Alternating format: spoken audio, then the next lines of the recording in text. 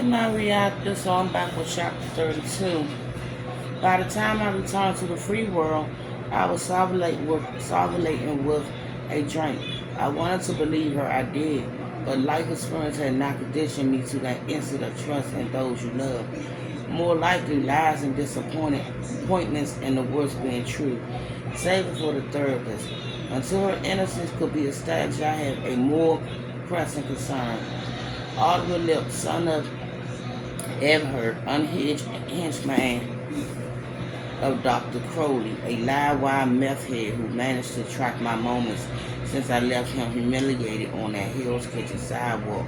Every player cast included appeared to be working hard at his own self-interest, each insisting there was nothing to hide, beseeching me in Robert's conversation to believe in their blamelessness. That is, all except Oliver, who seemed to be taking a sick pride in his spreading of mayhem. Perhaps he was watching me now. I knew he wasn't, though. Through, there was still more suffering to inflict. I needed to remember my Akako instance. Instead of resisting, receive. Accept the bad energy and aggression and use it against itself. Don't seek. Wait and respond. I could do that as long as I treated a complete anxiety. Before I returned, I stopped at the Old Town and washed down a tuna milk with a couple of pints.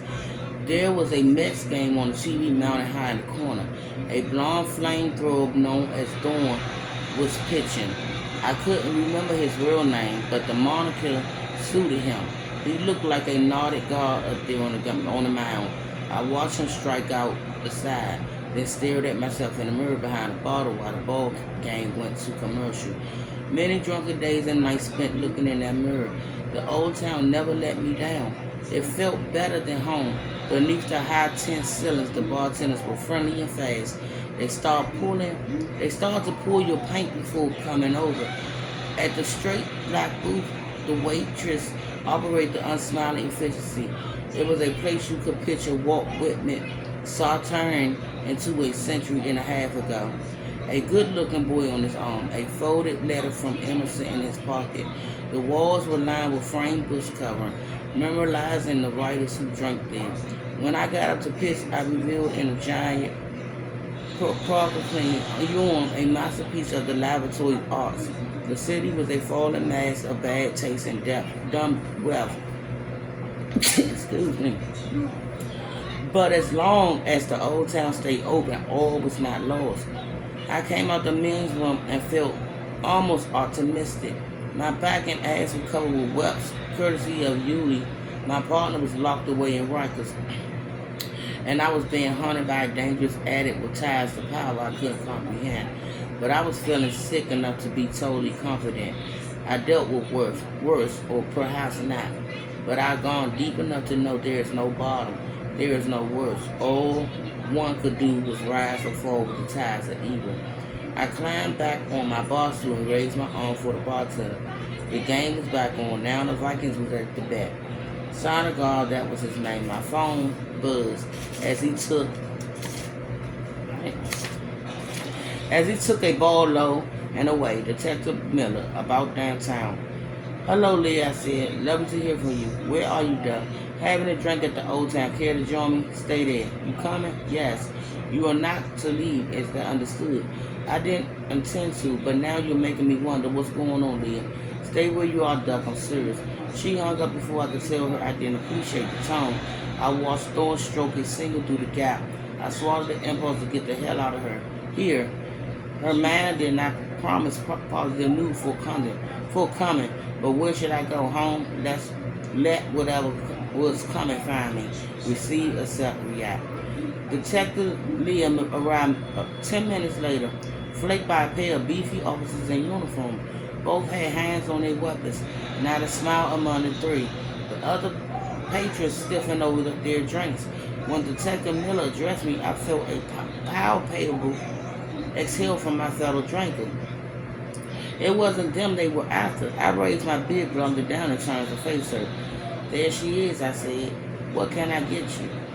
She glanced at one of the uniforms. He stepped forward. Lawrence Dolly, you are under arrest. For what? I said. Then I remember the paint glass broken over Cody's head. All right, the glass. Anything you say can and will use against you, he continued. I turned to Leah. What does he have, a concussion? The arresting officer lifted me from my stool and forced me around. I felt the cuffs locked around my wrists, heard them click shut. So I guess this means Crowley is pressing charges, I said. No, Duck, said Leah. He's not. He's dead. The bulge down to his body of Dr. James Crowley was found the night before at Souvenir Park by a neighbor walking his beetle, killed by a blunt force trauma, by a lot more than a pint glass to the head. My apartment on East 17th Street was about 200 yards from the spot where he was discovered under the trees. The police did not appreciate the promosity. Neither did I, but at least I had an alibi, so I waited patiently in an interrogation room, confident in the knowledge that I'd be out soon enough. I had enough time to make a guilty man squirm. The door opened and in stepped Miller, along with another detective I didn't recognize. Where were you last night? She asked. Aren't you going to introduce your friend? She glanced at him. He looked at me. Off his skull. He was tall, well-built, clean shaven, with a bent hook nose. New partner, I asked. He said nothing, waiting for Miller to take the lead. Duck, where were you last night? She asked again. About time you guys got around to establish my alibi, I said. I was otherwise engaged last night with a woman named Yuli Kruger. When Leah's mouth tightened at the name, I added, that's right, the widow of Carl Kruger. I was with her all night at the bar and then later alone with her in an apartment on Orchard Street. You'll find she can verify my whereabouts from the moment I left Crowley at that bar, where I reported our altercation to you, Leah, until about 3 a.m. last night. May I assume that the murder occurred sometime before 3? I searched their face for confirmation. The nameless partner began to chew his lower lip. So you spent the day then and night with Miss Kruger, is that correct? Asked Leah. Yes, like I said, I was there. I was with her for quite a while yesterday, from roughly 2 p.m. to 3 a.m. You might say we became close. Did you have sexual relations with this woman? Asked the partner. He speaks. Nice of you to join the party, officer. What's your name again? Did you have sex with Miss Kruger? He asked again. I did, yes, and she verified that. If she won't, I'm pretty sure my DNA will. So to clarify, said Leah, your alibi in the death of James Crowley, a man you admit to assaulting in front of witnesses yesterday afternoon, who was then beaten to death in a park very close to your home. Your alibi is that you were drinking with and then having sex with the widow of the man that your partner has been charged with murdering. Is that correct? Leah met my eyes. You're all classed up, she said. She turned and left the room. Her partner lingered for a moment, looking down at me like he wanted to fire a jab over the table. I smiled up at him until he suppressed the urge and left me alone. They took their time about it. I was transferred to a holding cell where a junkie lay curled in a fetal position on the floor. Open sores were visible along his arms. He closed his eyes, braced for a moment. Soon he was shaking and sweating on the cement. I felt better about myself by comparison. No easy task. Here I was hours after a return to Rikers, back behind bars, facing a bogus murder charge. At least I knew Cass didn't do it. I would have asked for an attorney, but the only one I knew was Eddie Littleman, and wasn't sure if his heart was still beating. Whatever, I was confident that Yuli would establish my innocence. I'd be released after they spoke to her. I tried to imagine Crowley moments after I broke that glass over his head. Had I knocked him out, or did he shake it off? I knew he had a high tolerance for pain.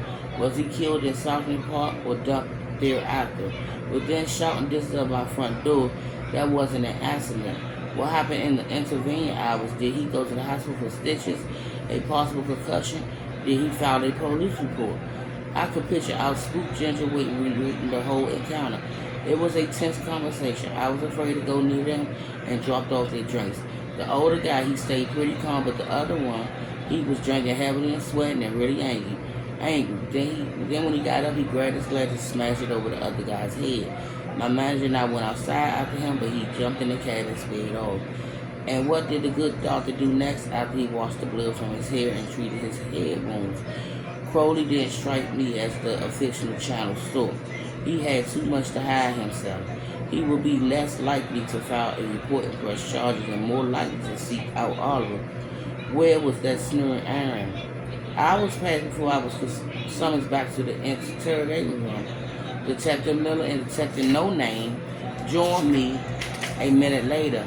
He took a seat on the chair across from me and scooted in close.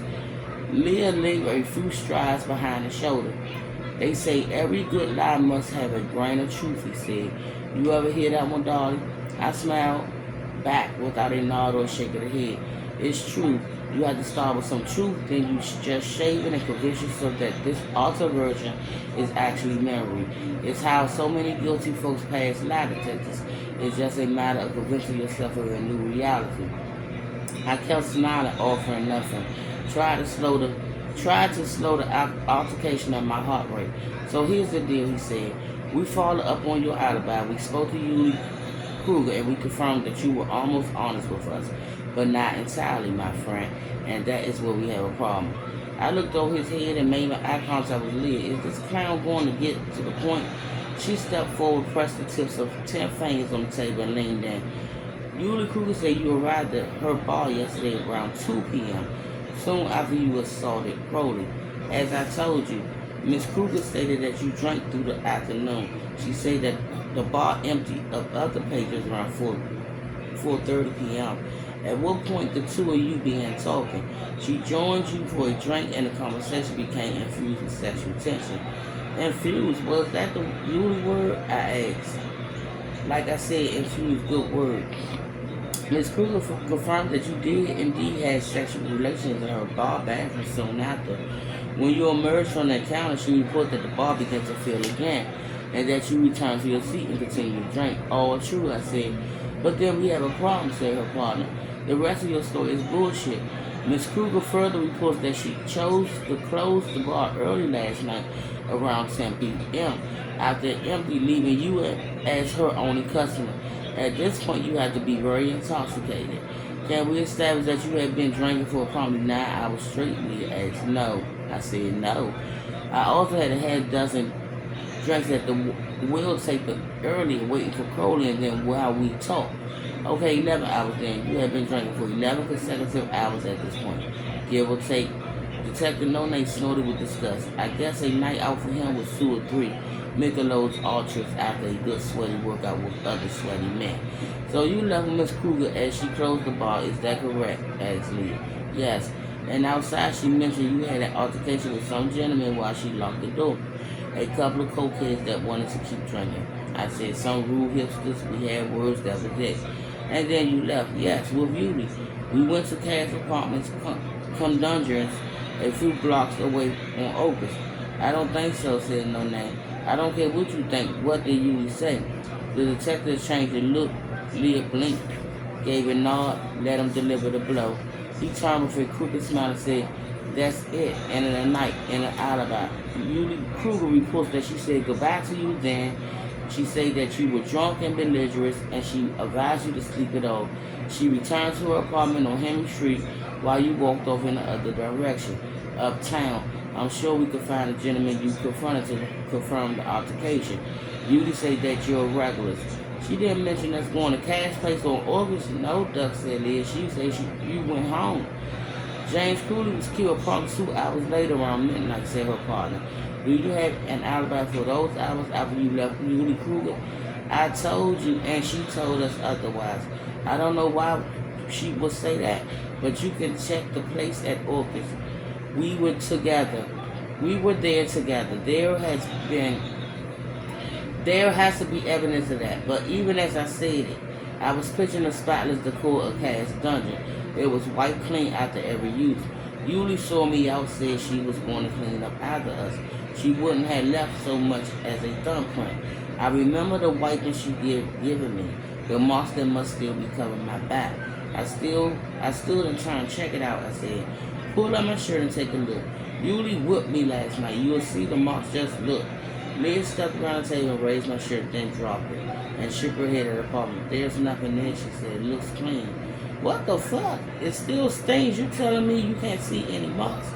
Detective No Name was enjoying this. He stood and came around and had a look for himself. Nothing there, partner. Sorry. He said, I heard you were messed up, but this is pretty twisted.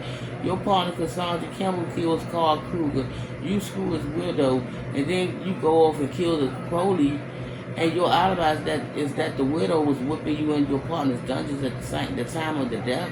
That's the truth, I said, though I wasn't sure if I still believe it myself.